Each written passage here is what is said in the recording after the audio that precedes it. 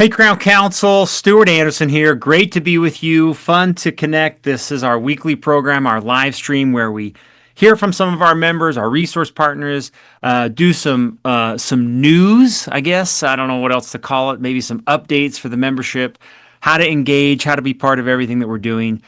So that's what we're going to do today. I'm going to be sharing some updates, some housekeeping items, and then we have a couple interviews with members that hopefully you'll enjoy. Join for some, join for all. This recording is always posted to the Crown Council library, so you can watch it with your team or just takes little bits and pieces with you. So the first thing that I want to share is we have got our Smiles for Life campaign in full swing.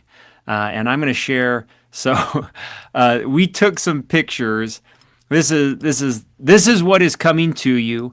This is our Smiles for Life whitening box. Inside this box, if you are signed up to participate in the Smiles for Life whitening campaign, you'll find posters, you'll find buttons, you'll find receipts, you'll find a sample T-shirt. You will find pass-along cards. So here's some pass-along cards, a little table tent for your operatories. You'll find buttons. And then most importantly, you are going to find this 2026 campaign information, specifically calling out your charity champion or one person in your office who is going to be running the Smiles for Life campaign this year. So these are the supplies. If you were at the annual event, you learned a little bit about this color scheme. Opalescence, the Opalescence product from Ultradent has been rebranded, and these are the new colors, and we thought it would be fun to match them. We are also really looking forward to launching our brand new Smiles for Life website with a lot more tools for you and your patients. The website is going to just be a lot more smoother for you to share Smiles for Life whitening and also to explain Smiles for Life whitening when patients come to be with you. So looking forward to Smiles for Life. If you have not signed up, now is the perfect time to do it. Go to crowncouncil.com, and on the top, you'll see the Smiles for Life, and you'll click there. There's all the instructions for participating. If you are signed up, you will have received your marketing box by now. You should have ordered your T-shirts by now, and you can also start ordering your whitening from Ultradent. A very important part of making sure you're starting on time. All right, let me just open my internet real quick. I want to show you live a little bit about what's going on with your post-annual event instructions. So this is crowncouncil.com, and in your directory, if you are a premium Crown Council member, you should be able to see this hub here. I mean, Greg and I talked about this last week, and after the event, you can click on that. You have 30 days to submit your CE credit. This is for you and your entire team. The doctor should give access to crowncouncil.com to all of the team members who participated.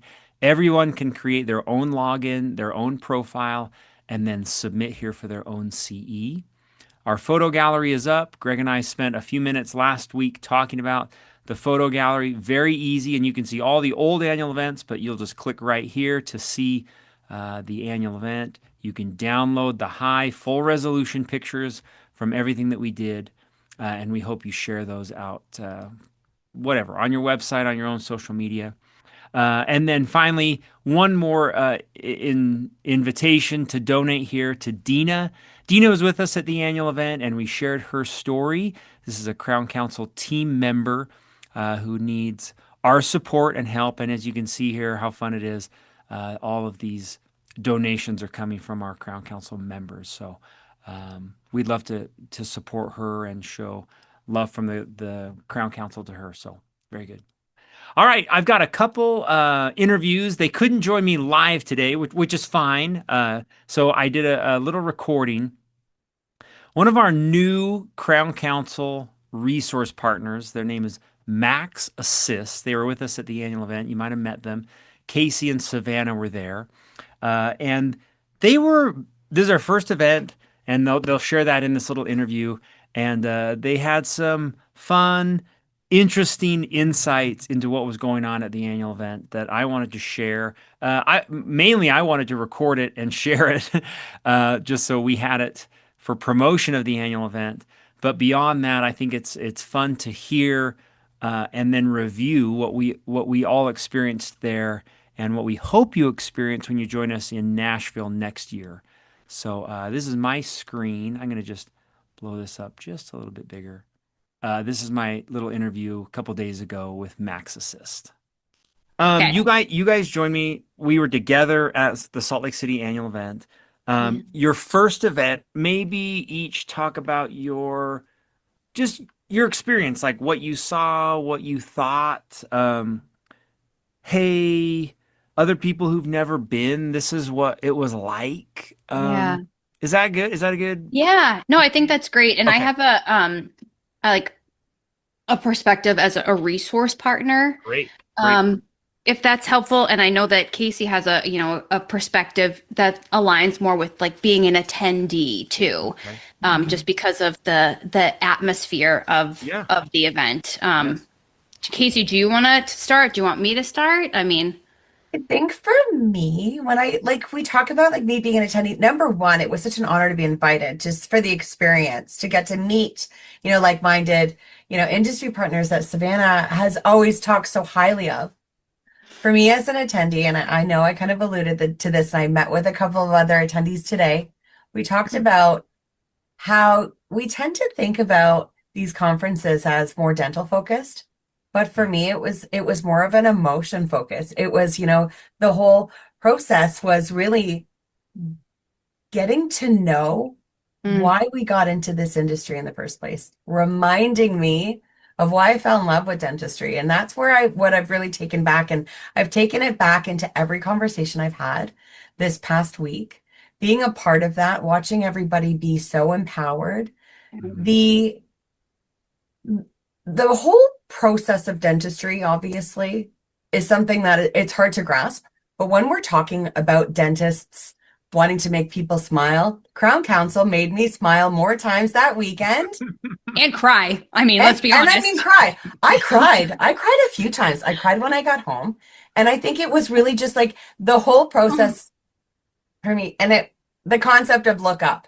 Because it Yeah. really did it made me look up, and it made me look up at not just the people that surrounded me in that room, in those hallways, you Yeah. know, it really made everyone reflect on not just their patients, because our goal is to make our patients smile, but the Crown Council really made everyone smile. And I think that that was something that brought the love back into dentistry for me. How you guys really recognized everyone. You gave back in so many different ways that it wasn't just a dental conference where we're talking treatment plans Right. and production and Yeah. recruitment and how to be Right. a better provider. It was how to be a better person.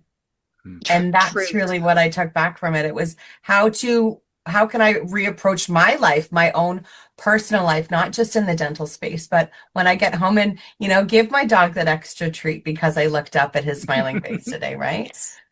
Yes. What about, can I ask a follow up? To attend the annual event for a doctor, it's Mhm. expensive. It's like we're leaving the office, Yeah. airfare, hotel, meeting fee, and when it comes to like the numbers, ROI, right? Yeah.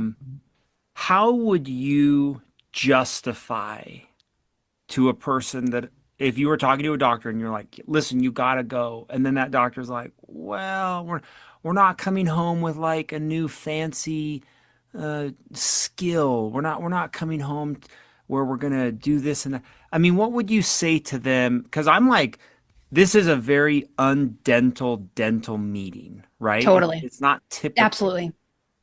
Any thoughts on what you would say there? Um, I think for me, from the resource partner perspective, is that in having actual conversations with the doctors, they weren't there to get more tools, Mhm. because we're already overwhelmed by technology. Mhm. They were there for strategy and for Yeah. team building and team momentum. What I found is they wanted clarity around what's already happening in the practice and with their team, and they want visibility as to where they have opportunities for growth, right? And that growth is really built on the foundation of team culture, Yeah. surrounded by your mission, and making sure that the team feels they have ownership in the success of the practice and that they're able to follow that mission. And the community aspect of the event really changes the conversations for the teams when they're there. Yeah. It is a very intentional event, meaning that there's a huge amount of trust. And when there's trust there, teams are really more willing to admit what's working in the practice and what isn't working in the practice. And also with that trust, the doctors are willing to listen, right? They're able to open up about blind spots, whether it's operational or it's about culture, because that environment is safe. And then they can lean into that safety and really grow faster. I mean, that's what I would say when it comes to wanting to bring your team and is there an ROI? Yeah, I mean, there is an ROI. It's your culture. Everything It's is your based on your culture. culture. Yeah, I It's your agree. culture, it's your Yeah. team dynamic, it's the uplifting empowerment experience. Because I mean, when we talk about ROI, it's like, okay, yes, you're paying for flights, you're paying for hotels, you may take your team out for breakfast or lunch. Hmm. However, that team has now built an even stronger core that is Yeah. going to reflect in your practice every day.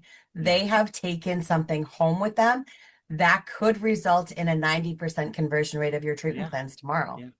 And with the theme of look up of this Mhm. event, the teams are able to look up and forward towards the future, right? You're seeing managers and leads gain more confidence and having conversations with the rest of the team, doctors re-engaging in, a more thoughtful way, and it's that alignment between the mission and then the community of Crown Council. Yeah. And I agree. I have had a lot of conversations this week with Crown Council attendees, and I've Yeah. had the pleasure of chatting with attendees, but also the team members that didn't attend. And we have that little chat, and they're like, oh, we're coming next year. We can't wait. We heard so many great things. And even today, a doctor said, we came back as a different team. And that you can't put a price on that. Oh, I have Yeah. goosebumps. Well, we had a little team meeting today, and if you weren't at the event, there was a part of the awards night where we kind of took a chance and we sent three of our employees, Rachel, Kristen, and Joey, out into the audience to deliver the gifts. Yeah. So it was like these little personal rewards where normally we would bring you up on stage and we do a script and whatever, and we're like, let's see what happens if this is a little more personal. And Yeah. they like walked to the tables and they stood right next to the person that Yeah. was getting the award. And our team talked about how emotional it was for like this little table to experience recognizing one of their team members. And we talked about how that experience alone, like if that happened to your team and you went home, how cool it would be to be like, I can't believe you nominated me. He's like, that was so fun to get an award. And you were the one Yeah. that said those nice things about me. I mean, I don't know where else in dentistry that even happens. Me neither. I don't Sarah. either. And Yeah. I've been to a lot of conferences and a lot of events. Yeah, And it was I very I fun. don't I've never seen that. And what you said about them coming to the table and getting emotional when any winner goes up on stage, they're unable to see the reaction of their team or their Right. peers, Yeah. and being able to look your team in the face and be like, it's like it's another level of feeling honor and also humbling. It's that was so impactful. And Joey's whistle. Joey took that job Music to very our- serious. seriously. Music to our ears. Yeah. He owned that whistle. But it meant you're right on the money there with being able to stand next to your teams at that table. Because Yeah. just before we hopped into this, I was in a meeting with Smile Back Dental, a very small practice out of Vancouver, BC. Mm. And that clinic actually had two winners. They had Ashley, the hygienist, one, That's right.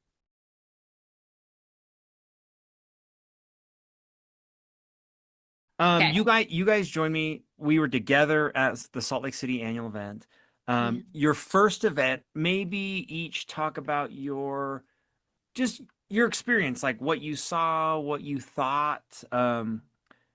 Hey, other people who've never been. By your mission, there's a huge amount of trust. And when there's trust there, Sorry, the video skipped or something. So I think we were right about here. I'm just gonna put it right here. in the practice, and also with that trust, the doctors are willing to listen, right? They're able to open up about blind spots, whether it's operational or it's about culture, because that environment is safe. And then they can lean into that safety and really grow faster. I Mhm. mean, that's what I would say when it comes to wanting to bring your team and is there an ROI? Yeah, I mean, there is an ROI. It's your culture. Everything It's is your based on your culture. culture.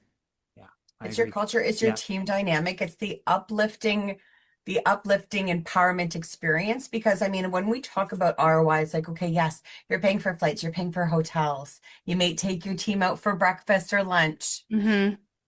However, that team has now built an even stronger core that is Yeah. going to reflect in your practice every day. yeah, They have taken something home with them that could result in a 90% conversion rate of your treatment yeah, plans tomorrow. yeah. It, And with the theme of look up of this Mhm. event, the teams are able to look up and forward towards the future, right? You're seeing managers and leads gain more confidence and having conversations with the rest of the team, doctors re-engaging in, a more thoughtful way, and it's that alignment between the mission and then the community of Crown Council. yeah, And I you agree. know, I have had a lot of conversations this week with Crown Council attendees, and I've Yeah. had the pleasure of chatting with attendees, but also the team members that didn't attend. And we have that little chat, and they're like, "Oh, we're coming next year. We can't wait. We heard so many great things." And even today, a doctor said, "We came back as a different team." And that you can't put a price on that. Oh, I have Yeah. goosebumps.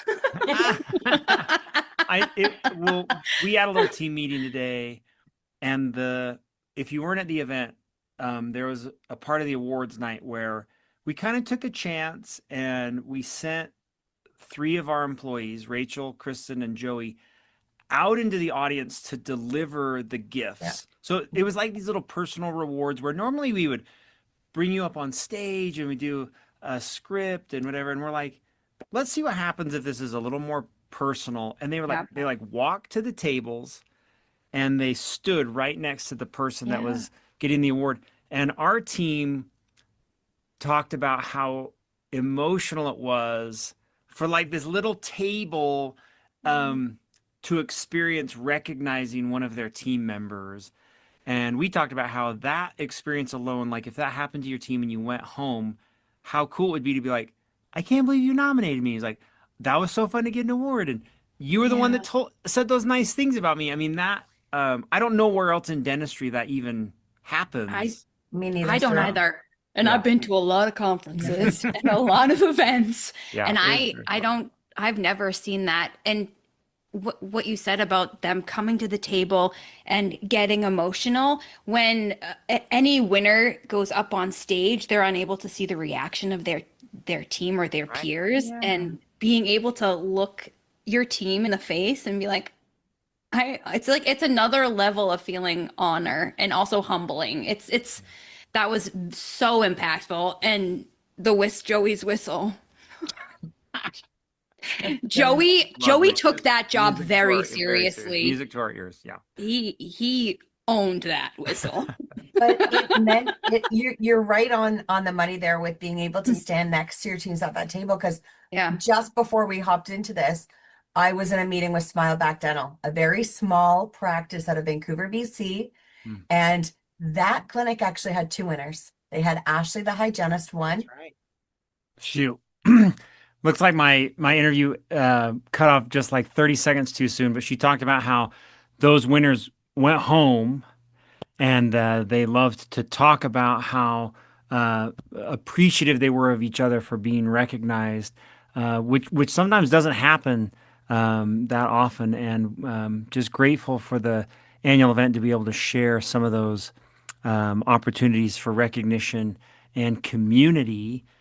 So very good. I'm going to upload this little interview out into the Crown Council website. So grateful for Max Assist, grateful for their resource partner membership, and thankful for all they're doing. I know a lot of Crown Council members are connecting with them since the annual event. So very good. All right, I've got one other item that I wanted to share. 2 nights ago, I met with Dr. Laura Schwindet, and Laura is a friend of Christy Bolts, who runs My Dental CMO. And Laura's going to share her story about burnout, and especially how she combats burnout. This is what she does full time. She used to be a dentist, and now she teaches. She shared some of these things with our Young Dentist program about tips, tricks, and skills that she uses to help stay energized, stay healthy, and to not burn out in her practice. Even if you just take one or two little uh, tidbits from her, this is a really neat presentation that she shared, and this will kind of take us to the end of our broadcast today. So maybe 30 more minutes with Laura, and hopefully you can grab one or two little pieces from this. I'm going to be uploading this to the Crown Council website as well, so you can watch the full thing. But here's Laura. I'm going to share my screen.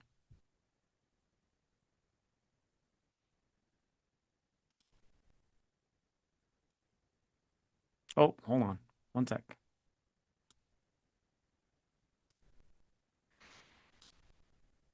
Okay, here we go. I'd just like to say thank you. Thank you to Stuart. I really appreciate being here. Thank you to Crown Council. Gosh, what a great organization and doing such wonderful things. So thank you. Just a tiny little bit about me. I love the mountains. I'm in Denver, so anytime I can, I get out and hike and get out and decompress in nature. I love alpacas. I mean, who could not love alpacas? The fluff ball face, their malocclusion, right? Like if you're around an alpaca, you just have to be joyful. So anytime I can get around an alpaca, I will. And then I love serving my colleagues in dentistry. And the picture in the middle is a picture with a big team where I did a well-being retreat with a team in Texas. And so these are just some of the things I love, a little bit about me. And as we hop in tonight, I'd love to tell you a story about a dentist that she shared with me. She shared the story of the day that broke her. And so she, just a typical dentist going to work. And she owned her own practice, a small little practice, just 3 operatories, but it was a busy practice.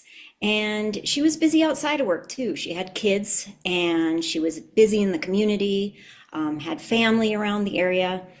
And that day that she was walking into her clinic, the day she broke, she explained to me that it was a really discombobulated morning. Like getting the kids to school was just really hectic. And as she walked in, she remembered that the day was really busy. And she sort of had a sense of dread. So she got in, she opened up her laptop, looked at the schedule, and saw in the afternoon one of her favorite patients was coming in. So this was like a bright light for her. She couldn't wait till that afternoon appointment. And she was sharing with me that before this day that broke her, for several months, her husband and her had been fighting. You see, she was in the throes of burnout. And at the end of the day, she would stay after work, after everyone left, and try and catch up on notes, returning phone calls, doing bookkeeping, doing all the things that you do when you shut down at the end of the day. But because she was in burnout, she had extreme brain fog. She couldn't focus. And these end-of-day tasks would take longer and longer. So she'd end up coming home later and later. And a typical night would be her husband saying, "Gosh, it's really late. Your kids miss you. When you are home, you're not even present. You're always on your phone or walking around like a zombie." And it would always end with the same request: something's got to change. So fast forward back to this day that broke her. She walked into the operatory with that favorite patient of hers, and they started kibitzing, talking about kids and activities and parents. They had a lot in common. And then this patient said to her a compliment that should have just made her feel so good. She said, "You are so good at doing it all." But in that moment, it hit her like a dagger in the heart, because she knew that yes, she was doing it all, but she was not doing really important things in life very well. And so that was the day that broke her. And she decided to do something about it. So she hired a life coach. And she worked with this life coach for over a year. And at the end of their relationship, she was completely transformed. This life coach had saved her life. And she was thanking her and saying how much she had changed and wishing that she could give this gift to other people in dentistry, because she knew that maybe she wasn't alone. And the life coach said 3 little words that kind of etched on her heart. She said, "Why can't you?" So if you haven't guessed, that dentist was me several years ago. And that was the story of my burnout and the life coach who saved my life. And so fast forward several years, I sold my practice, and those 3 little words, "why can't you?" kind of bubbled up. And so that is why I decided to become a life coach. And I did that through a company called Heroic. It's a public benefit corporation. And they blend ancient wisdom, modern science, and world-class behavioral tools. And as I was going through this training, I knew with 100% certainty that had I had these tools, had I had these techniques in dental school and as an early dentist, I would have never burned out. So as I was going through my training, I made a vow that I would bring this to my beloved profession in dentistry. Now, Heroic has a goal to help humans, 51% of humanity, flourish by 2051. And so that's my goal now in dentistry, is to do that as well.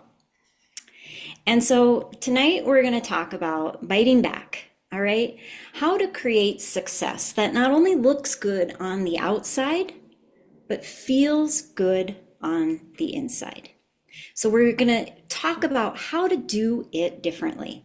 And for this, I'd like to just highlight an airplane. If you think about an airplane starting out on a long trip, if they change their course by 1 degree, by the end of that trip, they land in a completely different space than if they didn't change that 1 degree. So what I'm hoping to give you tonight are small 1 degree little shifts that you can make early in your career and completely change the trajectory so that at the end of the career, that success, again, on the outside, but also on the inside. So I'm going to highlight a few statistics, and these statistics are from the ADA. So 42% of dentists report symptoms of depression. That number is likely low because not everyone will report, all right? 44% experience anxiety every day. 80% report that they had high stress on the job every day. And 82% of dentists show signs of burnout. And so while I'm highlighting these numbers, they aren't meant to be depressing in any way, shape, or form, because what I want to really stress is that statistics are only information. They're not condemnation.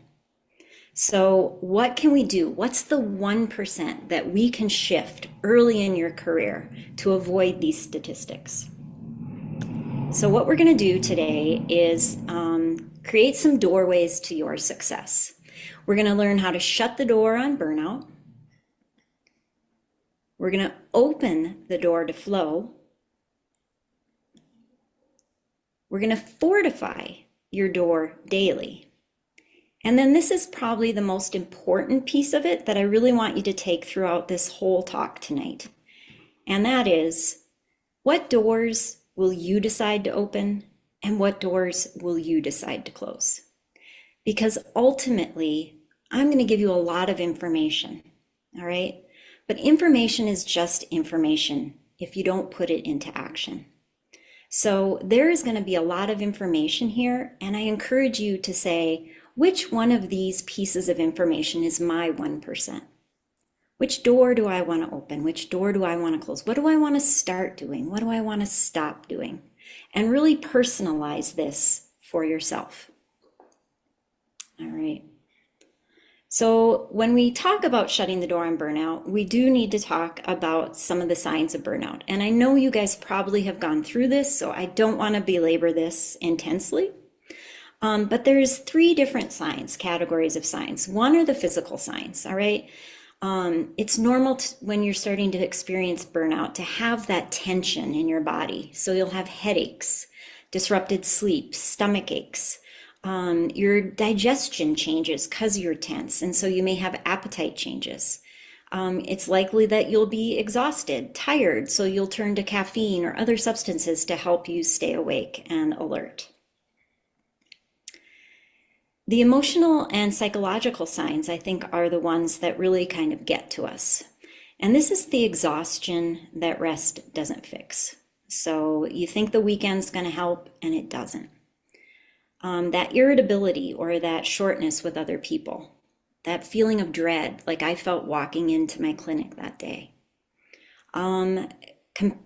Passion fatigue, empathy fatigue, a lot of rumination. So dwelling on those negative thoughts, and then feeling like what you're doing is ineffective. You're trying to help, you're trying to get better, but it's just not working.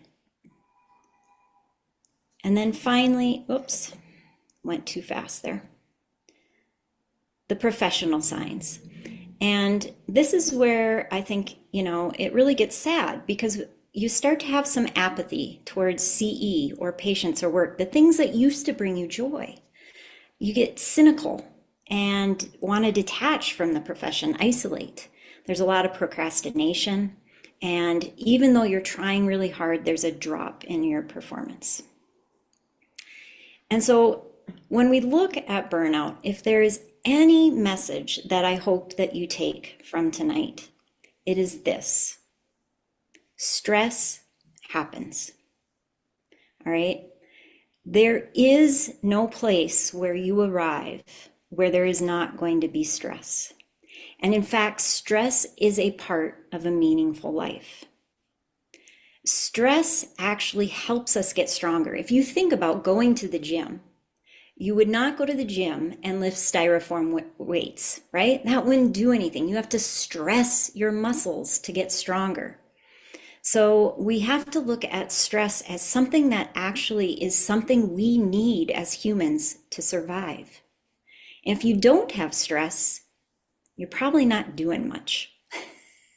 Probably just sitting at home, not doing much. So we just accepting that stress is a piece and a part of life. But how we respond to stress is what can lead or prevent burnout. So there's 2 different responses to stress. One is a challenge response, and one is a threat response. And so if we look at a threat response, typically what happens is when a stressful situation comes up, a person may feel anxious. They may go into a little bit of a victim mentality. Why me? Why is this happening? Why does this always happen? And that creates a cascade of chemicals and reactions in our body that makes us want to run away from that stress, avoid that stress. We typically will feel a little bit ashamed that we don't want to deal with that stress. And because of that, it decreases our ability to handle that stress, to show up as the best version of ourselves for that stressful moment. Now, if you compare that to the challenge response, all right? So a challenge response sees stress and says, hey, I'm excited. I recognize that stress is actually working for me. It's going to help me grow. And in fact, I can look back in my life at several stressful situations and think, wow, I learned something there. I grew. I got better. I questioned. I changed course. And so just looking at the new stress as a challenge, it creates another cascade of chemicals that help us want to approach that stress. Our body, our brain rewards us with dopamine saying, good job, you're meeting this stress. And you're showing up as the best version of yourself, which gives you an increased ability to perform in that stressful situation. And so what I want to recognize here is that there are different kinds of stressors. And I'm not saying that there's stressors that are all good, but we can look at stress and meet it with this challenge response. And a great way to do that is to just develop some mantras for when stress happens. All right. So a stressful situation happens. Lab case isn't here on time. All right, let's do this. Bring it on. What are we going to do now? Right? Patient is anxious or won't get numb. All right, well, let's go. I'm excited for this challenge. How can we make this an amazing procedure for the patient? How can we show up for them? And then maybe my favorite, which is and that just stands for obstacles make me stronger. So think back to some of those tough cases, think back to those stressful moments and just realize, wow, what did I learn? What made me better? What did I question? What did I do different the next time that situation happened? So obstacles make me stronger, make me better. Remember, we don't go to the gym to lift styrofoam weights. All right. Now, the key, though, is when we start treating stress with that threat response chronically over the long term, that's when burnout can show up. And so burnout is really kind of an opportunistic illness. It likes to take hold when your physical and mental reserves are depleted. And so burnout doesn't knock on the door. It really just walks in when your defenses are down and when it finds an open door, when you're not taking care of yourself, when your well-being is not a priority. So starting early, remember that 1% early in your career to outsmart this system and shut the door on burnout. And how are we going to do that? There's lots of ways, but tonight, we're going to focus on the fundies. And I love that word and I love to say it. So you'll hear me saying fundies a lot. Well, what in the world are fundies? And so Randy Pausch, the author of the last lecture, says it really well here. You've got to get the fundamentals down because otherwise the fancy stuff isn't going to work. And so the fundies are our foundation. All right. If you're going to build a tall building, the first thing that happens is they dig deep. They dig a foundation. You know, a big tree has good, strong roots. All right. To withstand the stress. And so think about your fundies. Now the fundies, this is stuff you've all heard. So this is nothing new. Super simple, super basic. Sleeping, breathing, moving, eating, connecting, focusing. These are our fundies, and we're going to touch on a few of these tonight, certainly not all of them. And a key here is to think about anxiety or depression as a signal from your body that your fundamentals need work. So if you're having those feelings, don't shame yourself. Don't say, what's wrong with me? Say, get curious. What's going on? Is my sleep off? Maybe I'm not connecting enough. Really get curious. That's your first hint from your body. So really important to think about that. All right. So if we think about the fundamentals, one of the ones that's super important is sleeping. And a good day starts the night before. And now I might be dating myself a little bit. I am a little older than you, Dennis. So I'm going to play a clip from Seinfeld. And so hopefully you guys know Seinfeld, right? Okay, give me a thumbs up. Have you heard of Seinfeld? Anybody know? Oh, good. Thanks. It's not just me. All right. So here's a little clip of Seinfeld. Give me a thumbs up if you can I hear never it. get enough sleep. I stay up late at night because I'm night guy. Night guy wants to stay up late. What about getting up after 5 hours sleep? Oh, that's morning guy's problem. That's not my problem. I'm night guy. I stay up as late as I want. So you get up in the morning, you're warm, you're exhausted, groggy. Oh, I hate that night guy. See, night guy always screws morning guy. There's nothing morning guy can do. The only thing morning guy can do is try and oversleep often enough so that day guy loses his job and night guy has no money to go out anymore. Awesome. So night guy and day guy. And right, like how often has night guy messed up your day guy, right? I've been there more often than I care to admit. But what if we brought night guy and day guy on the same team? What if they worked together? And so what I'd love to know now is if anybody's heard of the glymphatic system. Any, okay. All right, well, you've probably heard of the lymphatic system, right? The lymph that kind of detoxifies our bodies. Well, the lymphatic system is like a pathway of central nervous system cleaning, right? It's like nightly plumbing service or a nightly dishwasher for your central nervous system. All right, and it's really important to realize that this happens all day long, but it's most active during your first cycle of deep sleep at night. And that's because the interstitial space kind of expands. Cells get smaller and it expands. So it actually creates almost 60% more efficiency in this cleaning system. All right, this cleaning system helps with detoxification. It helps you with cognitive longevity, helps you remember things, and it also helps with emotional regulation. So that first cycle of deep sleep is super important. And night guy has a big responsibility in this, all right?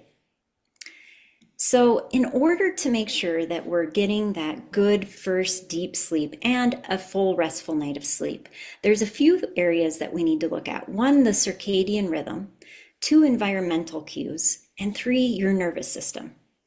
And so night guy can really mess up our circadian rhythm by, you heard, you know it, getting on tech, digital tech, lights, it's stimulating our brain, all right? So when we do that, it actually delays the release of melatonin by like 3 hours. So if night guy can have a digital sunset where tech goes off, lights go down, dim, at least an hour before bed, that allows that deep sleep, that melatonin to be released so that you get that good deep sleep. Environmental is stuff y'all know, like cool, dark room, comfortable bedding, quiet, right? So your environment isn't keeping you up.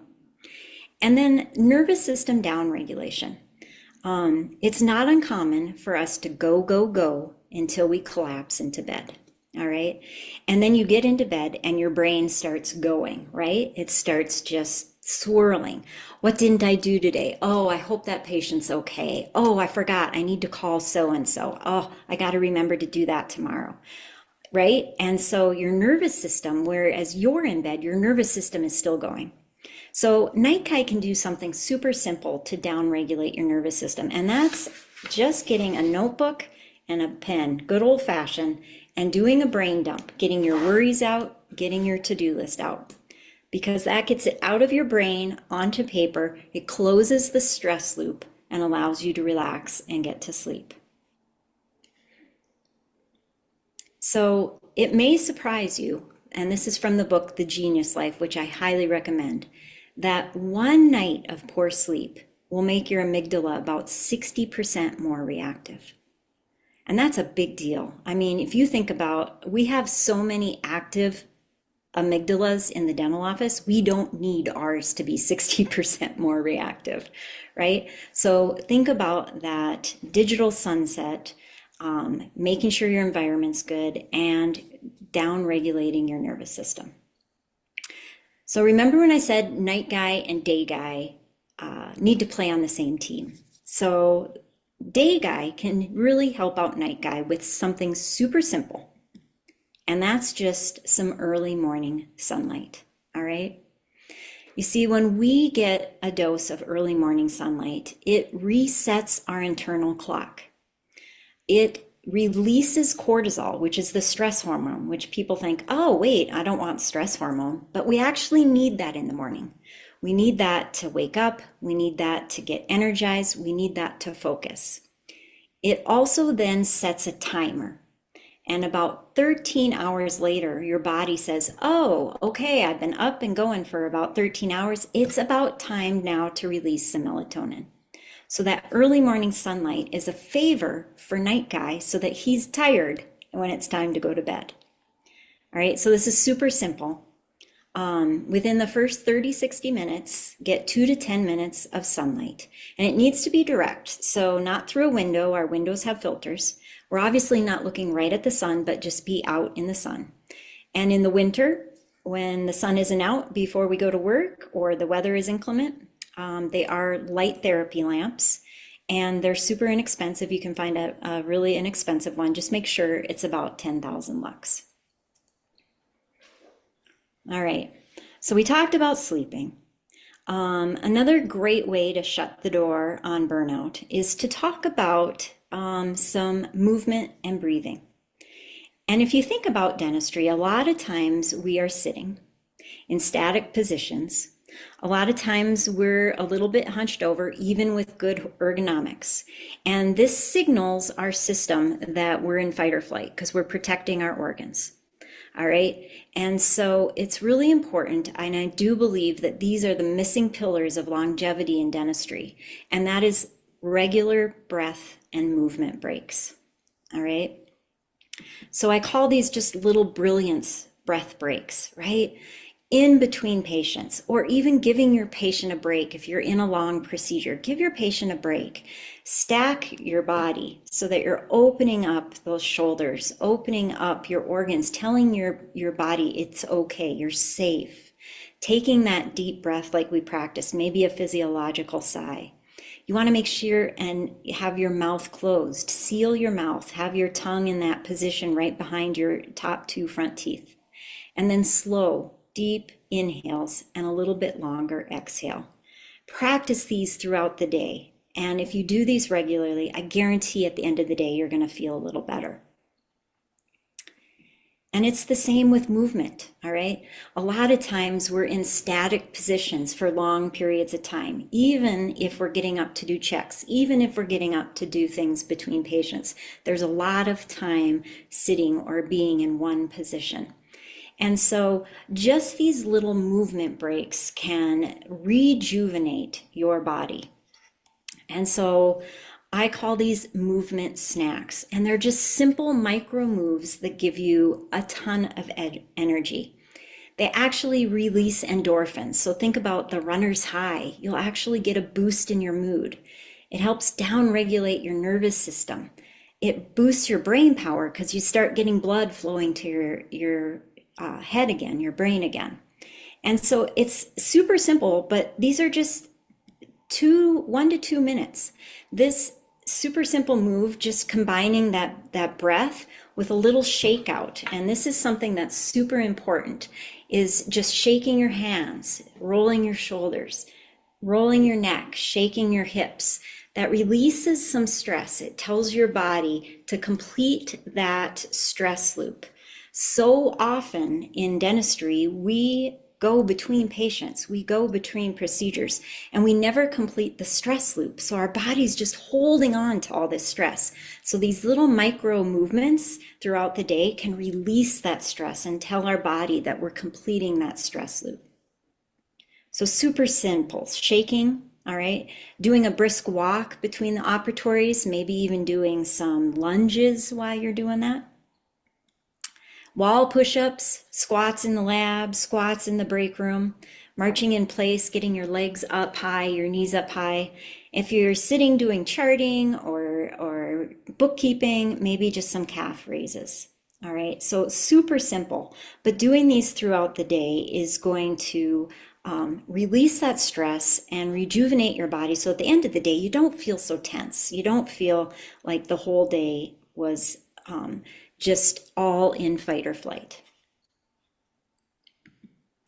Awesome. So we shut the door on burnout. We're going to open the door to flow here. And with this, what I want to talk about is just balancing drive and ease with our masculine and feminine energies. And what's important to recognize about this is that this isn't boy-girl in any way, shape, or form. These are energies that we both carry, right? And so aligning how we flow in the dual power of these energies. It's like using both hands, right? In dentistry, we wouldn't use just one hand. So dentistry is very tipped towards masculine energy. And if you think about, getting into dental school, days in the dental office, very purpose-driven, goal-oriented, structured, and strategic. You're focused on doing, achieving, solving problems. You're being decisive and assertive, all right? You're thriving on that clarity and progress. These are all good qualities, and we need them in dentistry, 100%. But we tend to really gravitate to those and sort of forget about our feminine energies, right? So feminine energy is more intuitive, it's more feeling, it's fluid and adaptable. We like to nurture and be compassionate, which is one of the reasons I think a lot of us go into dentistry, because we want to take care of people. And so it invites connection. This is where we love to connect with our patients, with our colleagues, with our teammates, and collaboration. All right, so there's some simple ways to bring more of this into your day. And I'd like to just share a story with you from one of my dentists that I work with. This is a great story, and she gave me permission to share this. We got on a call one night, and I asked her how her day was, and she said, "Oh my gosh, it was the craziest day. I had the hardest, most stressful, most terrible appointment in the morning. And then right on back of that, I had one of the most fulfilling, beautiful, most memorable appointments of my career." And so I was, of course, curious, what on earth? Well, that first appointment was a bunch of anterior extractions. Patient was extremely anxious, wouldn't get numb. It just took longer than she anticipated. It just did not go well. She did not feel like the patient had a good experience. She felt pretty low. The appointment that she walked into was with a preteen who was anxious as well. And she really brought her best self to this appointment. She did everything in her power to make sure that the restorative work that she did went well and the patient had a good experience. And at the end of the appointment, the patient hugged her, and the mom, tears in her eyes, hugged her and said, "Thank you for taking such good care of my child." And I said, "Well, that's amazing. And I'd love to know what you did between appointments. How did you shift so quickly from the worst appointment, feeling shame, feeling frustrated, to bringing your best self?" And so she said, "Well, I went back, I had a minute, I went back to my office, and I knew I wanted to ask my lead dentist a bunch of questions about that appointment. So I wrote some things down. I got it down on a piece of paper, and then there was a really good song on the intercom, so I just sort of danced." And that's what she did. She danced it out. She released that stress. She closed that stress loop, and she brought in some flow. And so, oops, sorry.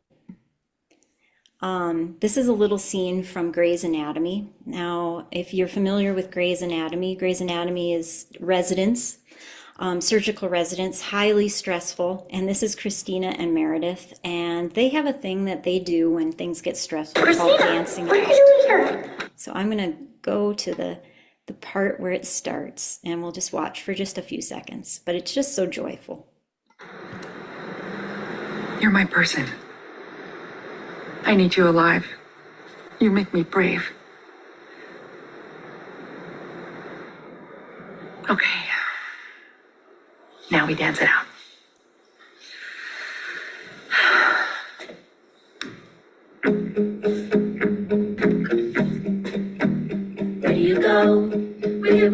heart and soul.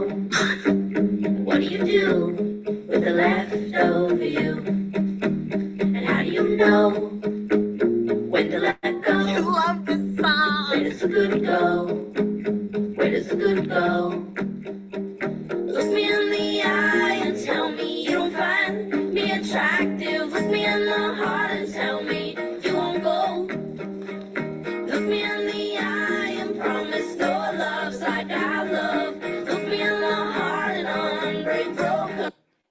Awesome. So just a little moment of joy there. It's one of the best scenes from Grey's Anatomy. And it just shows how stressful situation, just dancing it out. So don't forget to dance it out at work. All right. Bring some feminine flow. Music and movement improve your mental edge. And there's real science behind this. All right. Neurologically, it lights up your brain. It really lifts your mood. Emotionally, it releases tension and restores balance. And this helps in chairside. All right. You can come back from a little dance and have a sharper focus, steadier hands. Encourage your patients to dance it out before they get in the chair, release some stress. All right. So another way to bring in more flow, more feminine energy is to step into a story. And this is pretty cool. Just a 6-minute reset. There was a study done in 2009 at the University of Sussex that showed that reading fiction for just 6 minutes reduced stress by up to 68%. More than walking, more than music. All right.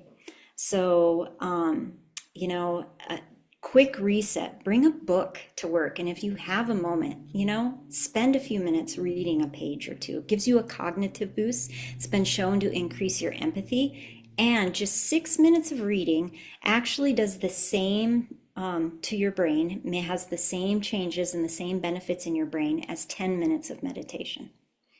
So, a great way to bring flow into your day. All right, so we shut the door to burnout. We open the door to flow. Now let's talk about fortifying your door. How do we do this daily? Well, we want to stop the leaks. We want to protect your power and your energy flow. And the cool thing to think about this is we all have the same amount of time, but how we spend our energy is up to us. We have that choice. And so recovery is really a skill. And this is a study by Jim Lohr, who is an elite performance mindset coach. And he was studying champion tennis players. And he watched hundreds of hours of film trying to figure out what made the champions win. What was it about them? And what he found was that they all had very important rituals between the sets, where they chilled out, they brought their heart rate down, they breathed. Whereas the tennis players that lost would get frustrated and angry and waste their energy. And so they used these rituals and became sharper later on in the game and were able to win. And so this is a great quote, and just thinking about that, maybe that you're not always tired because of the work, but maybe because of how you used your energy. And this is the concept of ultradian rhythms. So we've heard of circadians. Circadian is 24-hour rhythms. So ultradian rhythms are waves that... Okay. Sadly, there's still 5 or 6 minutes left. We're out of time for today. But I will upload Laura's full presentation if you want to share it with your team or if you want to rewatch it. Laura's going to be connecting with Crown Council in a couple other ways. Grateful for some of these ideas, tips, and tricks. And it was fun to share about a half hour with you. That's our live stream for today. Just 2 little guests. Grateful that you tune in. We'll have another show next week. Let me just check the date. The 19th, we'll have some tips, tricks, and some testimonies from people doing Smiles for Life. We'll hear from some charity champions, what they're doing to make the the year of success, what they're doing right now. So we'll look forward to being with you next week. And thanks for being with us today. Thanks, everybody.